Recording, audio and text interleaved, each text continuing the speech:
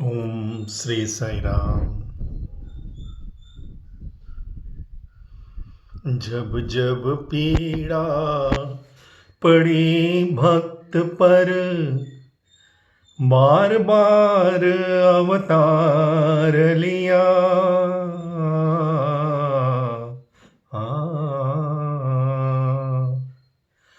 पाप मिटा कर धीर बंधा कर मानव को उद्धार किया। पतितोद्धारी कुंज विहारी, हे अवतारी नारायण। भक्तोद्धारी लीलाधारी, साई मुरारी नारायण।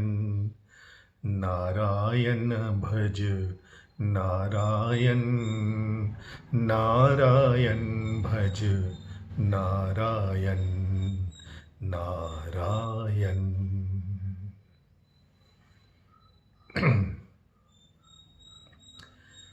ओम Shri Sai Ram.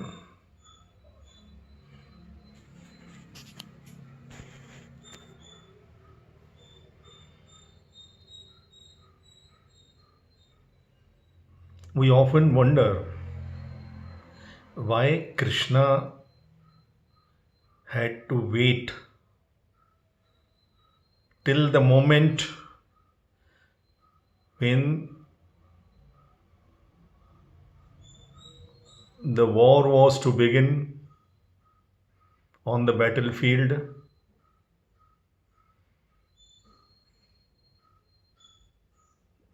and everybody was ready with their weapons.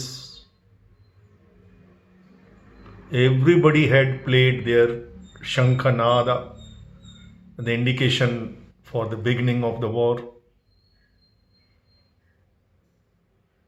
And then the scene happens to be, as we have read in Mahabharata, Arjuna feels that his chariot should be taken in the midst of the two warring armies, because he wanted to see for himself who all have come to wage war against him.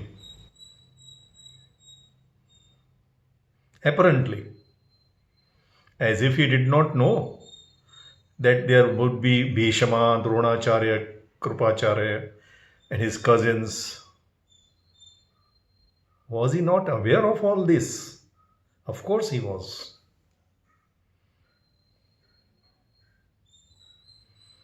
And he had come prepared to wage against war these very stalwarts, his own relatives, knowingly. And it was not on the spur of the moment that he got angry and he came to the battlefield to wage a war against them. It was a very long preparation from both the sides. So Arjuna also knew. Krishna told him, all these warriors have come to wage a war against you, to do or die, either kill you or be killed by you. They have not come here for just entertainment or play some game. Life is a game, but life is also a challenge. Life is a play, but life is also a dream. That is his divine game. That is how he plays. Because he is Chitta Chora, Navanita Chora. He likes butter. And for butter to float, to come up, he has to do that Sagar Manthan. He has to play the game. Butter is there in the milk, but it is not seen. It cannot be. Unless we make curd out of it, first warm it, make curd out of it, and then churn it. And that churning brings forth, uplifts the butter, the pure. And that is what Krishna likes.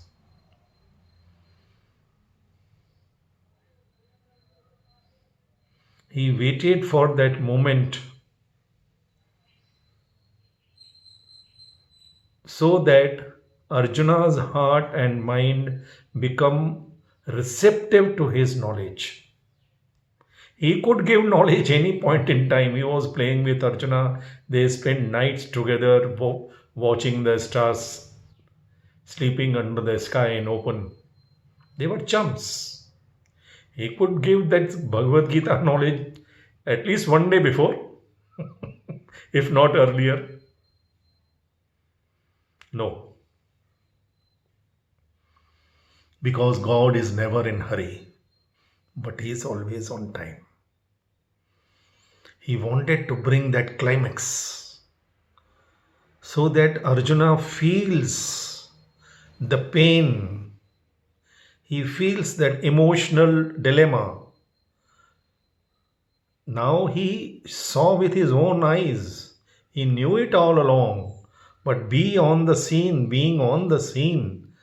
that Bhishma, whom he revered as his grandfather and guru, then Dronacharya, Krupacharya, all these worthy stalwarts.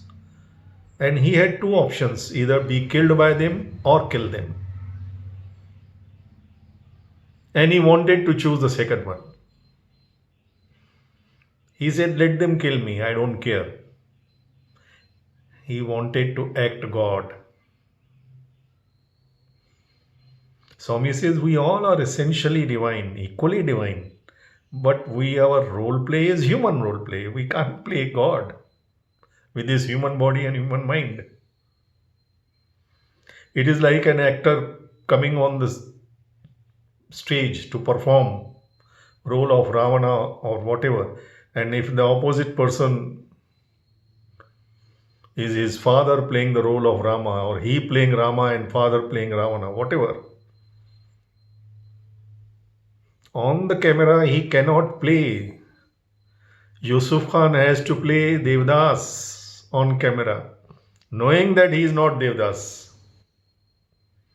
He can't play, no actor can play his real life role on camera. He has to perform playing the role which he has been assigned to play. Is it not? This is the mistake we do. We always do what we are not supposed to do. That is why there is confusion.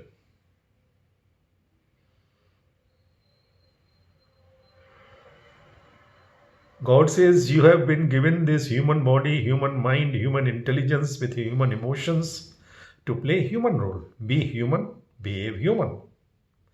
Either we play God or we play animal. Either we want freedom of dog to do everything on the road, or we want to become so good, Ati Dharma, like Dharmaja. He wanted to play so good so that his goodness turned into foolishness. First common sense, next divine sense. Rama would not tell Ravana, okay, no problem, you are also divine, I am also divine. At least Rama knew it. Of course, Ravana also knew it, but let us assume that Ravana did not know it. Only Rama at least knew. Within his mind, he may not have revealed his divinity to others, but at least in mind, he must be knowing that he is divine and all are divine. Even on human plane, he was given that realization. He has undergone that tapas, that training under his guru, to know that all are one, be alike to everyone. But would he tell Ravana, okay, no problem, you have kidnapped my wife, you can keep her, no problem, she is also divine, you are also divine, I am also divine. No issues. Why to fight war? Why to kill so many people?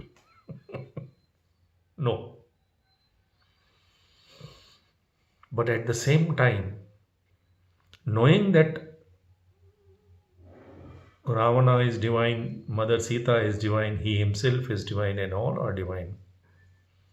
Divinity means love. Rama would kill Ravana but not hate Ravana. This is the mistake we do. This is the mistake that leaders all over the world commit. They start hating their enemies. Some particular community or religion or country. God says, if required, you wage a war against them if the other person has done wrong. Don't wage a war just to sell your weapons. That again is foolishness, selfishness. Selfishness is nothing but foolishness, stupidity. But always we do the opposite. Wage a war against. Why Rama had to wait? Did he not know that Ravana is a Rakshasa, an evil force living in Lanka and troubling everybody? He had to create the situation that it becomes justifiable to kill him. Because Ravana also was a great scholar, great intellectual, great saint like. He was no lesser than any ordinary Rishimuni also, in wisdom, in knowledge, in power. He had done tapas. He had pleased Lord Shiva. He was devoted to Shiva like no one else. So Rama had to create a situation whereby Ravana is trapped to commit the biggest sin of putting evil eye on somebody else's wife. So all the fruits of his tapas in one moment become void, null and void. And then is the right time to attack him and kill him. Then too, Rama put all his efforts to bring sense to him through all diplomatic channels. When there was no other option but to kill him because of his ego, his arrogance. Because he also, Ravana's mistake was he was Murkudu because he thought that he is God. Just because he has acquired some power by doing tapas to Shiva, he started behaving as God. And that is what our elected representatives, so-called sevaks, servants do. Even an ordinary corporator winning election in his panchayat or on street, he thinks he is the god of the entire community. Stupidity.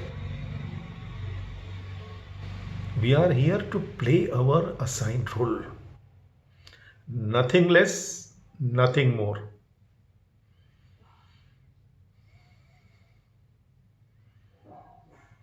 Nothing less, nothing else, nothing more. We have to be very careful. We have to be aware of the divinity of each and every one of us, even our co-stars. He or she may be playing villain according to us, because everybody nowadays says that we are Pandavas and other party is Duryodanas and Kauravas. Manchiri, good. At least you recognize yourself to be Pandavas. So behave as Pandavas.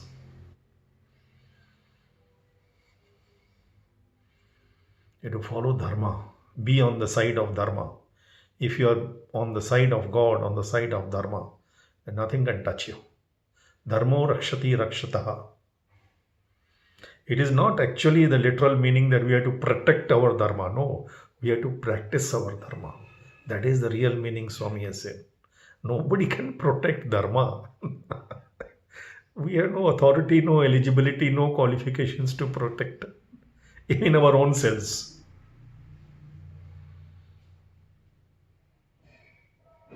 The real meaning, Swami says, is then you practice your faith, it becomes a live faith. But if you don't practice your own faith, you don't live your own faith becomes dead faith, and dead cannot deliver. So Krishna had to create that situation whereby Arjuna, and he prompts Arjuna, when he becomes his charioteer, it is not that he is just sitting on the lower seat, so he has given all the powers to Arjuna. He knows how to play even from that place. Nobody can outsmart God. No ways. That is another mistake we do. We underestimate his powers, his wisdom. He can't outsmart God. So Krishna prompted Arjuna to take the chariot in midst of the war and see for himself what exactly he is come to do, what exactly his role play, how exactly he has to perform. Because every game is played first with mind, it is mind game. If your mind is not clear, if it is mind is not pure, if your intentions are not good, then you become weak. Where there is ego, I go. The power goes. The God power goes. Other powers, they are not worth mentioning even.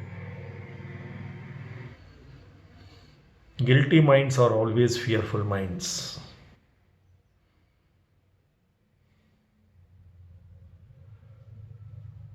Selfish minds are always guilty minds. Absolute selflessness alone can ensure absolute fearlessness. And fearlessness is the fundamental quality of any spiritual aspirant.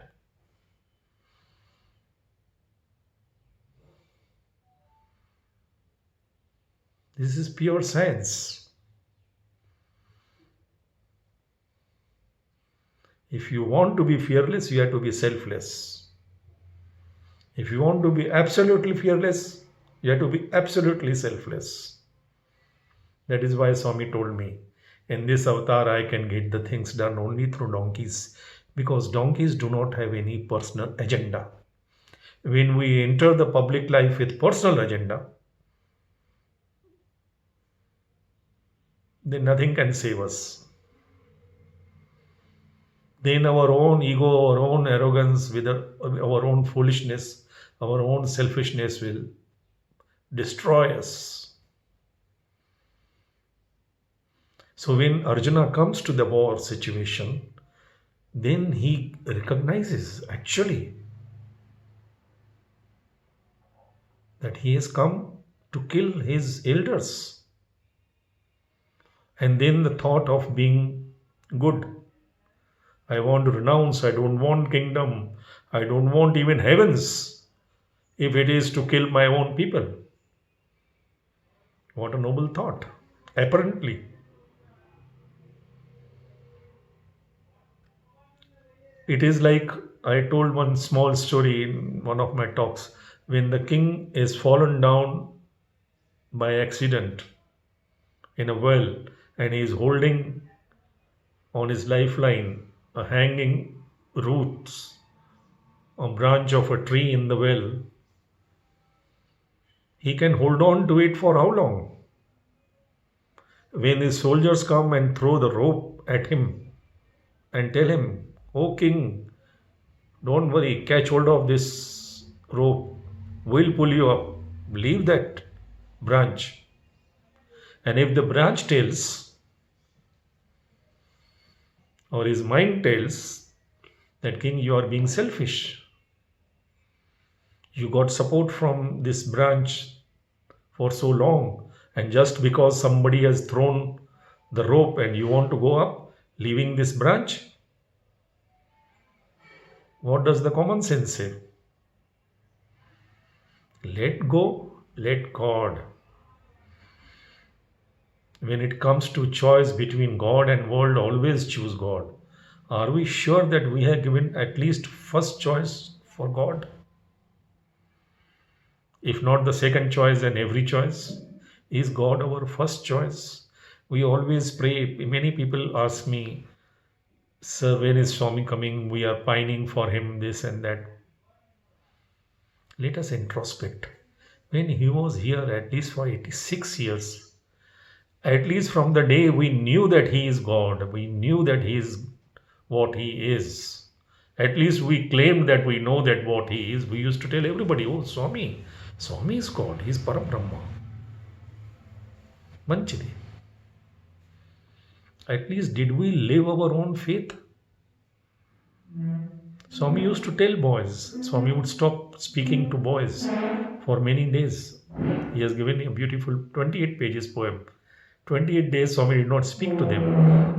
They will plead, Swami, please, please, Swami, speak to us. Swami used to tell them, you may not value my words, but at least I value my own words. If you don't give respect to my words, then why should I speak to you? Don't do stunts, please, Swami, please, Swami. I know everything. Dandiga Chosinanu. Seen many, many have come and many have gone. Nobody can outsmart God. Man sees actions. God sees intentions. Our intentions have to be very pure and honest. We have to make him feel that we actually need him. He is ready to come. This moment. He has already come. Then why he is not appearing? Why he is not manifesting? God's ready to give. God is ready to give. Are we ready to take?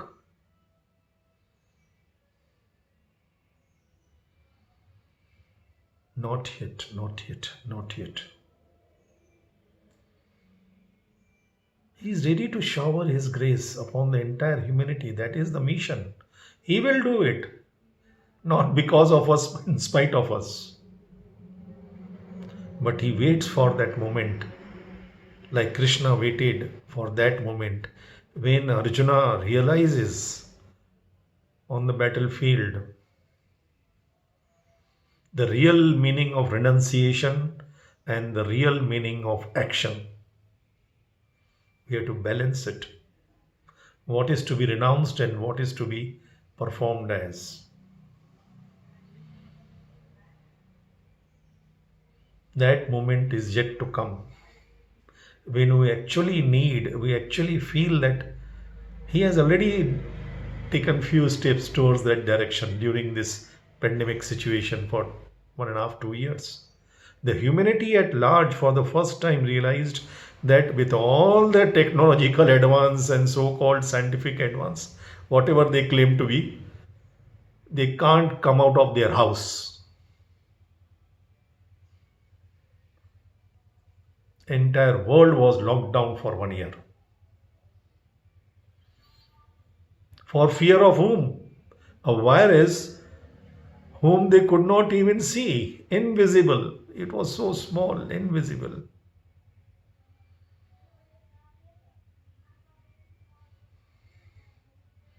Small virus, unseen, invisible. All our scientific knowledge claims everything. We had that big shock. But still, something more is required, probably. And God knows how to create that situation. He is the master maker. Nothing is beyond His comprehension. Till we realize that actually we don't have power to plan and decide. Swami used to tell, you are not architect of your life. I am the architect of my life. It is my creation. That is why there's all that environment problems, the sun, ozone problem, heat, everything, warm, everything. We create problem and then try to create the solution, and the solution is worse than the problem. We have been playing this game for last 1 century in the name of so-called development. What development? What progress?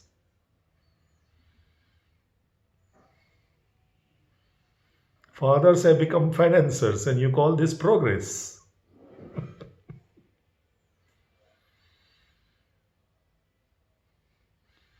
Neither we can command nor we can even demand respect from our own children. Call this progress. Stupidity. Because we have lost the way. There is total confusion, like Arjuna. Still our egos are playing. Maybe one more stroke will make us understand. And we will surrender like Arjuna did in the 18th chapter. Krishna, now I have understood. In the 2nd chapter, he surrenders. Yes, I'm confused. Please show me the way. That is first stage of surrender. And the final stage, when he says, yes, now I have understood. I'm ready to follow your command. We have to become like Arjuna of the 18th chapter.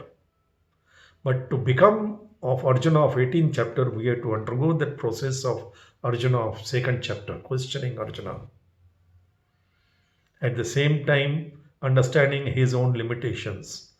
Lord, I am confused. Please guide me. Show me the way.